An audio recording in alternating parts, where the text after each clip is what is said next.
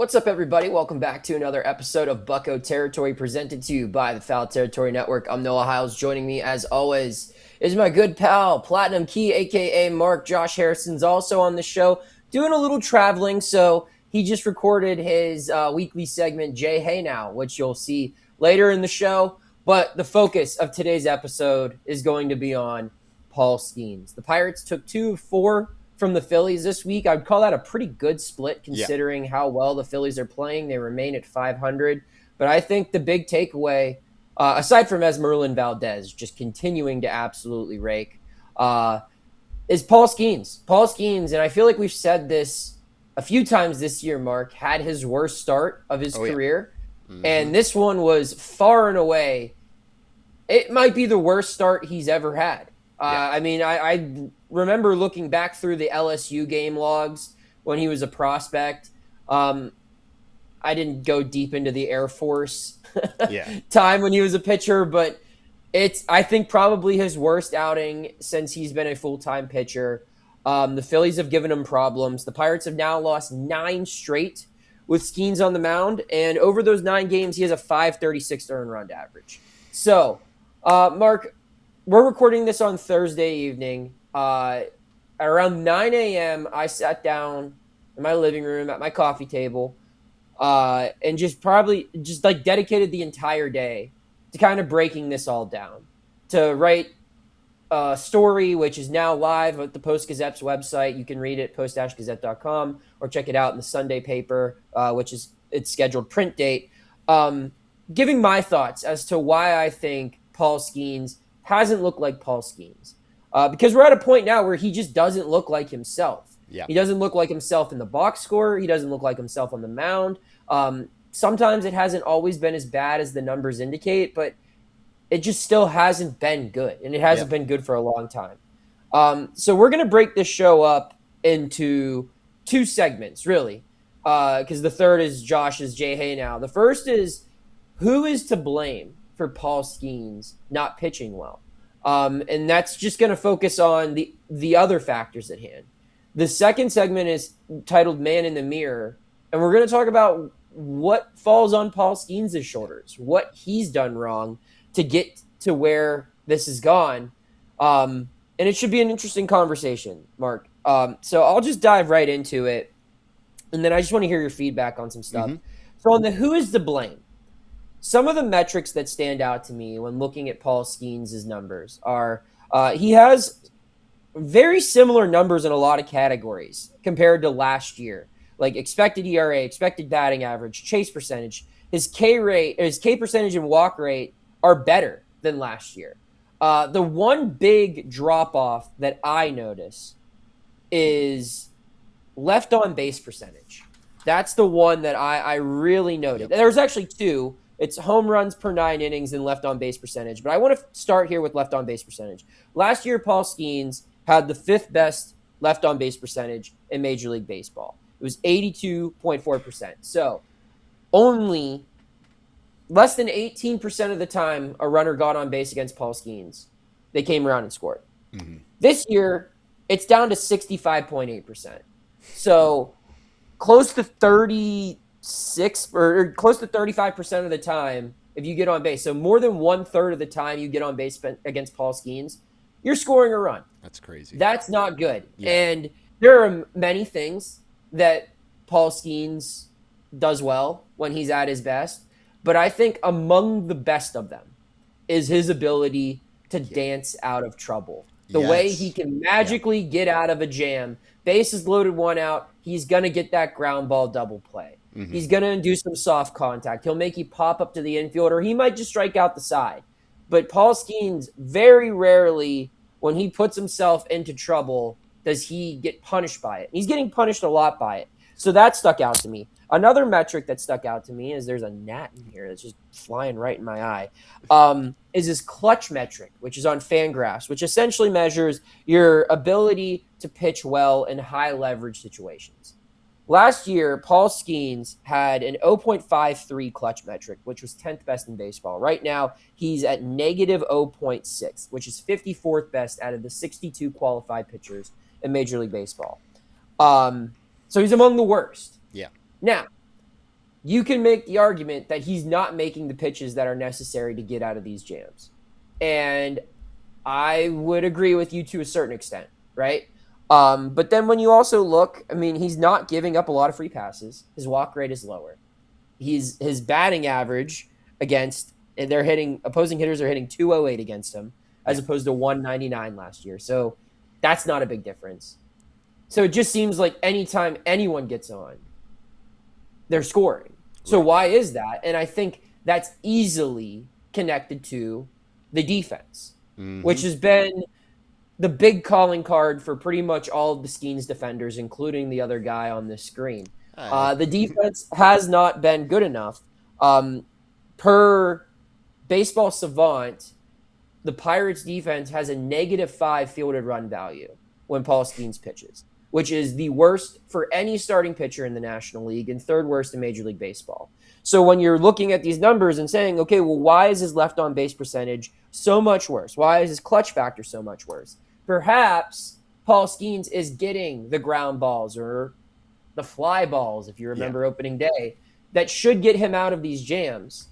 But this year's defense isn't finishing the job. I think that that's a very easy connection to make. Absolutely. Right? Yeah. You can weigh in on that a little bit, Mark. Yeah. I mean, it's been really disappointing because I feel like the defensive miscues behind Paul Skenes haven't just been like happening often, but they've been happening at seemingly the worst possible time. Multiple times where it's like 2 outs. It's often happening when there's base runners on. We just saw it Wednesday where Nick Gonzalez tried to throw a ball home, ended up pegging the runner, and 2 runs scored instead of 1. Yeah, that's partially on Paul Skenes to not let those base runners get on base, but at the same time, those were outs for him in his previous 2 seasons where defense was better, especially at third base. And so, yeah, I mean, I don't want to, we'll get into it more. I don't think it's all just on the defense, but they've done him no favors, have quite a few times cost him 20-some pitches at times where he just has to keep going deeper into outings. And yeah, it's definitely a factor. I just want to hear more about what you got. What else you got? So in addition to the fielding, I think the other thing to blame is coaching. At the end of last season, Oscar Marine, the Pirates pitching coach, was obviously let go, and it surprised a lot of people. The Post-Gazette reported around the time of this decision that something that influenced the Pirates to make this change was player feedback. There was a group of players within the active roster, on the active roster, that expressed to management that, hey, we know the pitching group's good. We think we can be better. And in order to get to that next level, we think a new voice needs to come in. Paul Skenes, as I reported in my story, was a part of this group. And, you know, he, along with his teammates, got what they wanted. They got Bill Murphy. And so far, Mark, listeners, it's very difficult to point out how Bill Murphy has made Paul Skenes better. Now, before I go any further, and I wrote this, I want to express that when you evaluate coaching at this level of sports, it can be quite difficult to quantify explicitly how much better or worse a coach makes an individual player. But when you look at the overall body of work for the pitching staff, and I've said this on the show before, it's very difficult to find starting pitchers who are better this year than they were last year. I think there's like 2, Carmen Mlodzinski and Braxton Ashcraft. And one of those 2 guys isn't even a starter anymore. So, and I think my bigger takeaway on this coaching element of it all is it seems like Paul is getting himself into trouble in areas where he's never got himself into trouble before. Yeah. It seems like his pitch mix is kind of all over the place and that he doesn't really have a secondary pitch to lean on right now. The off speed is so concerning. So concerning. Yes, it's got like a -2 run value, I believe. And the command is off, and obviously like people like Pitching Ninja have pointed out some mechanical flaws potentially. Yeah. These are things that you identify through a pitching coach. Mm-hmm. And I'm not saying that Bill Murphy hasn't pointed these things out. I don't know what they talk about. And I'm sure there are a whole bunch of plans the Pirates have to help Paul. I'm sure it's film study, it's analytics, it's biometrical data to see how he's like healing between starts. I'm sure there's some, mental health stuff. Like it maybe like they're having him go through different mental exercises to kind of go through his breath or whatever. I don't know. There's so much that goes Yeah. into prepping for a major league starting pitcher. And I don't doubt that the Pirates' current pitching group is working with Skenes and trying to provide support, but it's really hard not to connect how he never went through a stretch like this in the 2 years Oscar Marine was his pitching coach. And I don't know how much Oscar Marine helped him or didn't help him, but the evidence suggests that whatever was going on under Marine, and even if it was the freedom for Paul to work independently with other pitching coaches, something is different. And he's not getting the help because there are things that Paul Skenes is doing wrong or just not going well for Paul Skenes that are well within his control, and they're not being fixed. Yeah. And I think that you really need a pitching coach in this situation if you're Paul Skenes. Like, you need to be able to trust, to rely on, and have confidence in the guy that's helping you here get through this rough stretch, because Paul Skenes has never had anything like this happen in his pitching career. And he really doesn't have that many, pitching miles on him either. Like, he just started pitching when he was at Air Force, where he committed as a catcher. So maybe part of that, part of this, the struggles is, how the miles starting to catch up to him. But you need a pitching coach to tell you how to get through that, how to condition your body to make sure that you're prepared for that. And so it's been disappointing. I mentioned earlier as well his off speed. His off speed has been above like 95th percentile on StatCast the past 2 years. The splinker was phenomenal in 2024, non-existent now. Why is that? Why is the changeup kind of going in and out? Like, it seems like one game he'll be good with it. Lately it's not been as good. And so, the off speed's my biggest concern. So you would hope that Bill Murphy's sitting him down talking about that, but the results haven't been good. So they have not. And we're going to talk about more things that haven't been good as far as Paul Skenes is concerned for himself when we return here on Bucco Territory. Hey, SeatGeek is MLB's official ticket marketplace. And in addition to finding every single game on the MLB calendar, there are big events coming up very soon. There's an all-star game. There's a home run derby. And if you think you're perfect and you can pick the right seat at the home run derby to get the most home run balls, you can get the little green dot, and that might be your lucky seat. Don't go red dot, though, because you might not get any balls. But go green dot, and get as many home run balls as you think you can catch. Yep. You click the seat, you check out what your view is. Each ticket's rated on a scale of 1 to 10, so you know you're getting a good deal. And that's what AJ's talking about. Green good, red bad, with those dots. And the code for you, Territory10 for 10% off your next set of tickets at SeatGeek. That's 10% off any MLB tickets with promo code Territory10. Make sure you click the link in the description of this episode. That'll help you download the app and get the code automatically added to your account so that you can use it later. Thank you to SeatGeek. All right, so we just blamed everyone else on why Paul Skenes hasn't played well. What is he doing wrong? As I continued in my story, I just looking over everything with Paul Skenes. None of his pitches are as good as they were last year. None of them. Let's start with the fastball. We've talked a lot about the velocity. He said himself, it's designed to go a little bit slower. Whether if you believe that or not, I'm starting probably to be in the latter camp there.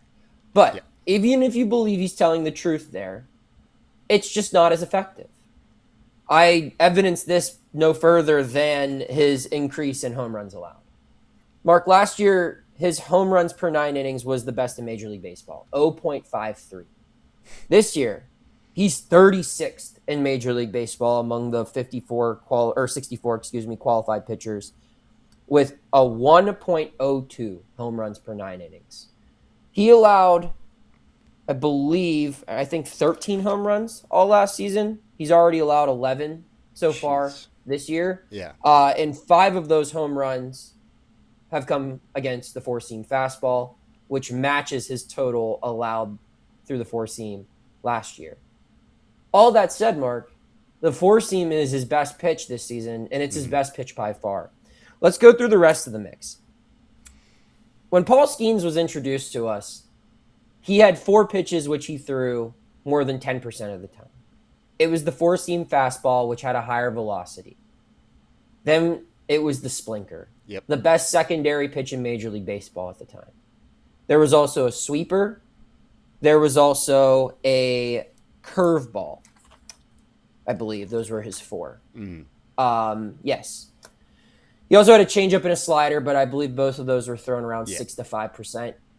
So 2 of those 4 pitches, I bring those up, are just totally non-factors now. The splinker has gone from unhittable to a liability, Mark. And it's his first year using it. I believe he threw it 25% of the time. Last year, that reduced down to 14%. And if you remember why, it was because the offseason following his rookie year, he made it a point to try to teach himself a sinker and a cutter. The cutter never stuck around, but the sinker became a part of his pitch mix. And once he started throwing the sinker more, the splinker became a little bit more obsolete. Right. Well, this year, the splinker is just bad. It's his worst pitch. It is his worst pitch. It's among his worst pitches. Well, I don't know if it's exact. Changeup. It's his worst pitch as far as batting average is concerned because hitters are hitting 366 against the splitter. Well, how's the sinker doing? The splinker replacement. Opponents are slugging 444 against that pitch. So he doesn't really have either of those in his bag anymore. We go now to the curveball, which his rookie year, he threw 16% of the time. Last year, it dropped down to 5%. And there's a good reason why he stopped throwing it, because I believe opponents slugged 680 against the curveball I think he in gave 2025. a couple home runs off of the curve. Yeah, it just wasn't a good pitch. A lot. Yeah. Yes. So this year he's only thrown the curveball 10 times, which is fine in theory if you have another pitch to rely on more. Yeah. But when the sinker isn't working and the splinker isn't working and the slider has never really been his ideal secondary pitch, and the sweeper hasn't really gotten any better either. Yeah, and the control looks off. Yeah, you're forced to be a fastball changeup guy. And that's what Paul Skenes is right now. He's throwing his changeup dramatically more than he's ever done in his career. It's his second most used pitch this year. And per Baseball Savant, it's one of the worst pitches he throws. It has a -2 run value. Yep. So because of his inability to kind of get his other pitching under control, he's kind of been reduced to being a 2-pitch guy who mixes in a whole bunch of side stuff, and none of the side stuff has consistently worked. Now, how is this Paul Skenes' fault? It's really tough to give a formal answer to that, but if I had to guess, I would say that maybe we're all forgetting how young this guy is, both as a human being and as a pitcher. He's only been a pitcher for this is his 4th year. It's crazy to think, right? Yeah. And throughout that stretch, he's experienced nothing but success. And rather than being content, Paul Skenes continues to push himself further and further. And I think he's gotten to a point where he wants to kind of just master everything.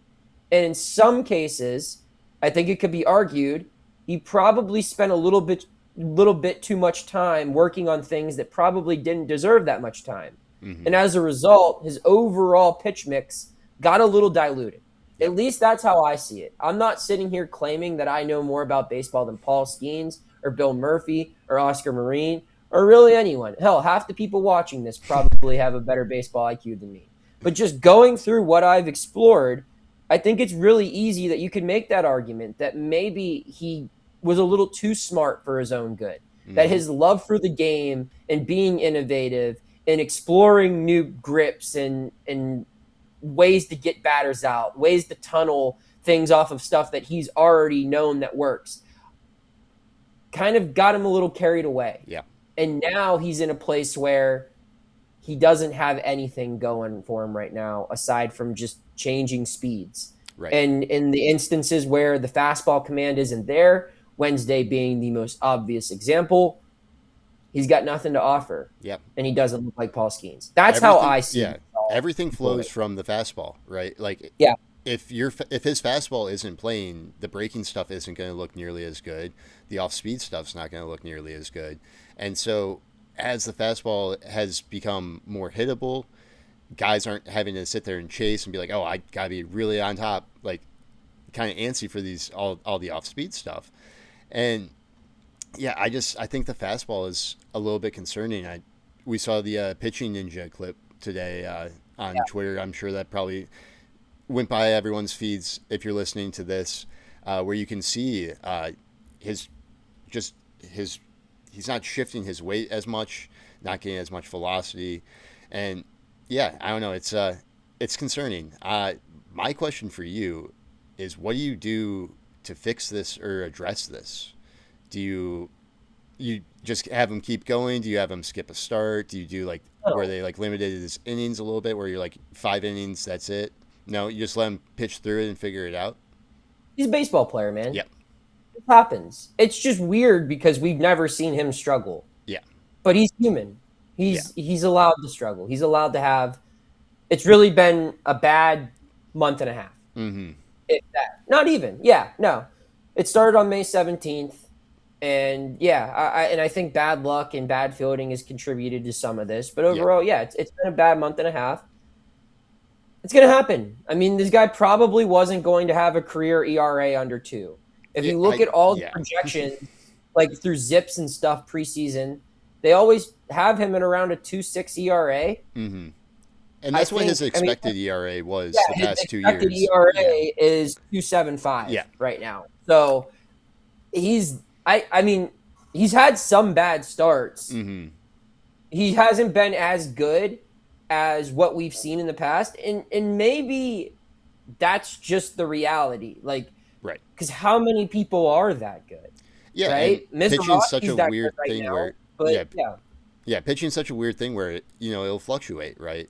And so if he's not the best pitcher in the world every single season of his career, that's okay. But I still think he's going to be just fine moving forward. I think it's just a rough patch, like you said. So but there are red flags.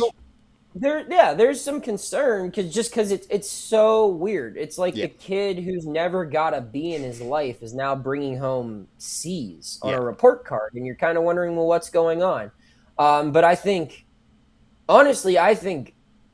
the longer he goes without playing baseball probably could make this worse. Okay. I think the idea of sitting him down and trying to figure this out might lead to more problems. I think he needs to just get back out there and see just one do go it. through Stop the hoop. overthinking and just go out there and shove. Yeah. See the ball go through the hoop once. Yeah. Yep. So that's my take on it. You could tell me I'm wrong if you want. Read the article where there's a lot more depth to everything I explained at post-gazette.com and comment what you think. If you have any other theories, comment on this episode or tweet at Mark. Don't tweet at me. Yeah. No. All right. We're going to take another quick break. We come back. It will be our weekly segment, Jay Hey Now, with our one and only pal, Josh Harrison, here on Bucco Territory.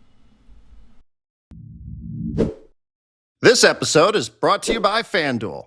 Baseball fans, the MLB season is in full swing, and FanDuel is giving you a chance to call your shot with daily dingers. Joining the action is easy. Just make your free pick on who's hitting a home run in their game, and if you're right, you'll get a profit boost to use on your next bet for a chance at extra winnings. It's just another reason why FanDuel is the home of home runs. So, are you ready to play your game? Head over to FanDuel.com/podcast to get started. That's FanDuel.com/podcast to opt in for daily dingers. Make your free pick on who's hitting a homer. Play ball. Swing for the fences on FanDuel, an official partner of Major League Baseball. No purchase necessary. Opt-in required. Bonus issued as non-withdrawable profit boost tokens. Restrictions apply, including any token expiration and max wager amount. See terms at sportsbook.fanduel.com. Gambling problem? Call or text 1-800-GAMBLER. What a play, Jay Henry. What do you say? Raise the Jolly Roger, Josh Harrison.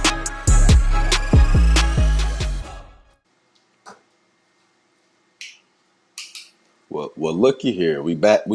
Jay Hay Now segment is in full effect.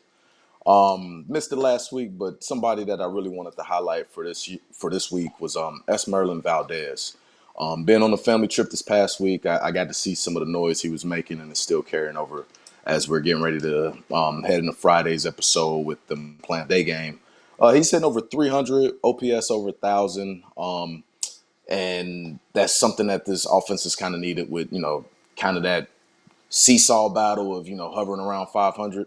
Offense is something that has not been an issue this year, so it's nice to see Esmerlyn come in and, make his presence felt, especially against lefties. But he's hit over 300, OPS over 1,000, and yes, his strikeout numbers may be a little alarming. 20 strikeouts, I think, to maybe 6 walks, but he's hitting 302, I think, with the OPS over 1,000, 6 homers, 12 RBIs. A little small sample size, but that's somebody I wanted to highlight because it's been a little bright spot, especially given that, when he came up, we were like, hey, get him some at-bats. You don't want this guy just sitting. So he's making the most of it. And, I mean, out of those 6 home runs, there's been some tape measures. I think the one in PNC, measured over like 460. Yeah, 461 in PNC, just Bomb. mashing it. Yes. Yeah, easy power from Esmerlyn. And he also, his defense has been pretty good. He's been really solid in right field. He had a couple diving catches on Wednesday night in a tough outing for the Pirates. But, yeah, he's been everything that the Pirates have wanted. And it's not often that you see the Pirates, call up a rookie and they instantly succeed and are contributing to the team, right? Usually in the past it's been like, oh, we have an injury, like, well, this is the next guy up, so let's give him a chance and hope for the best. Filler. Yeah, where Esmerlyn, he's gotten this opportunity now with Spencer Horwitz down. So Ryan O'Hearn has shifted back to first base, and he's made the absolute most of it. He's basically been playing every day now. Josh, I want to ask you, he's a big fan favorite. Like, what kind of emotions? Like, he's so easygoing, very happy constantly. What does that do, for a team, especially the Pirates right now going through a slump? Like, does that make a difference when a guy is just constantly happy and smiling in the clubhouse no matter what's going on? Oh, yeah, for sure. And there could be somebody that may have an issue with it, but if somebody has an issue with it, that issue is definitely more deeper rooted than, somebody just going in there having positive vibes. Because as you mentioned in the time where, not relationships, but vibes can be kind of, shaky due to injuries, due to everything going on. A guy like that is a breath of fresh air because, one, he's playing well. Yeah. And then, hitting, they say is contagious. So it's something where, guys might, build off of that. But at the same time, just having good positive vibes helps in a time like this where you got guys that are, having to be on the shelf for, an extended amount of time. It's nice to have a guy who's come up, one, made his impact on the field, but also, in the clubhouse. Those things don't go unnoticed because if you said the fans love it, I'm sure they feel that in the clubhouse as well. Oh, yeah. And then when you hitting 461-foot home runs, I think anybody's going to be cheering for that. So it's been cool to see him come up and, as you said, be able to take a little pressure off of, the team per se, because when you're missing some key guys, it's like who's going to step up. And Esmerlyn has done a great job of just, filling that void for the time being. Exactly, and especially filling the void with a team that struggles against left-handed pitching. The Pirates have not looked good against lefties, and so having a guy that is one not only just comfortable, but he can actually really, really mash. That's what he's shown throughout all of his minors career. And when he was called up, that's kind of what we were thinking his role might be, maybe like the 4th, 5th outfielder type that is going to play mostly against lefties. But he is. You put him in against righties, lefties, whoever, because, this kid is just absolutely mashing. And so super encouraging for a guy that I don't think the Pirates expected in the plans for this year coming into or this zone, right? Right, yeah. I think Esmerlyn was always in the plans for maybe 2027, maybe like a cup of coffee this year. But no, I mean, he's got that cup of coffee and then some, and he's still mashing. So really happy for him, especially because this is his second time he's gotten called up. The first time he got called up, he got his first hit. It was a home run. And Toronto, right? yeah, and then he hit one in Yeah. PNC as well, I think. But he was still like hitting only like 140 around there or something. So like he was getting acclimated to MLB, and now the adjustments have been made.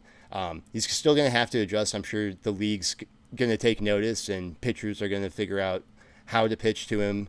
The fastball's been a little bit difficult for him, but he can pull his hands in if you pitch him inside. And he's Don't done a make a really good job mistake. of not just like being a power guy too. We've seen a lot of situational hitting from him where, like Wednesday night's game, he had a leadoff single where that's what the situation called for, was we just needed a runner on base. And so he pulled his hands in, hit a little blooper that had, I think, XBA of like 1,000, like a guaranteed hit basically. And yeah, so he's been helping the team multiple ways. Really, really encouraging from a guy who's only 22. So, Yep. any final thoughts, Josh? Yeah. No, that was just somebody that caught my eye. As I said, I've been away, the past week, family vacation, watching the highlights. He was a guy that, as you said, we didn't know what his role was going to be coming into, these call-ups, and he's definitely exceeded expectations, and it's at a time where the Pirates needed it. So my Hey Now segment highlights that. And here we are recording this Friday. I think they got a chance to split the series if they win today, right? So Yep. Yeah. They're about to play here in like 20 minutes. So hopefully he's in there today. Let's see. Yep. Let's see if he does something special to get help the Pirates get the split of the series. I love it. All right. Well, now we're going to kick it back over to Noah and I to wrap things up. All right, big thanks to Josh Harrison, as always, for contributing. Can't wait to have him, back for a full week with us, because the show's better when Josh is So much involved, better, obviously. Want to remind everyone to hit that subscribe button on the note of the show. If you haven't already, we're on a mission to 3,000 subscribers on YouTube. Can't get there without your help, and we are climbing every day. Also want to remind everyone to check out our merch at the Bucco Territory Team Store. Got a lot of good stuff, from t-shirts, hoodies, hats, bags, coffee mugs, a framed platinum key autograph jersey. What? Yeah. They won't have that now. Mark, any final thoughts as we wrap up another week here? Just right back at 500. Again, it's kind of funny. Every time we're recording now, we're back at 500. So really hoping this upcoming series starting today against the Nationals is maybe a nice little sweep, get above 500 going into the All-Star break and carry that momentum for the second half of the season. Any final thoughts for you? Oh, and go read Noah's article if you're listening here. Get more Paul Skenes talk. Yeah. On the note of articles too, I would like to promote my Esmerlyn Valdez story a little bit more too. Just kind of what he's providing and who he's kind of stepping up in place of. I was happy with how that one turned out as well. So that's all I'll say. For Platinum Key, aka Mark, and Josh Harrison, I'm Noah Hiles signing off, saying thanks for tuning in to another episode of Bucco Territory, presented to you by the Foul Territory Network. Take care.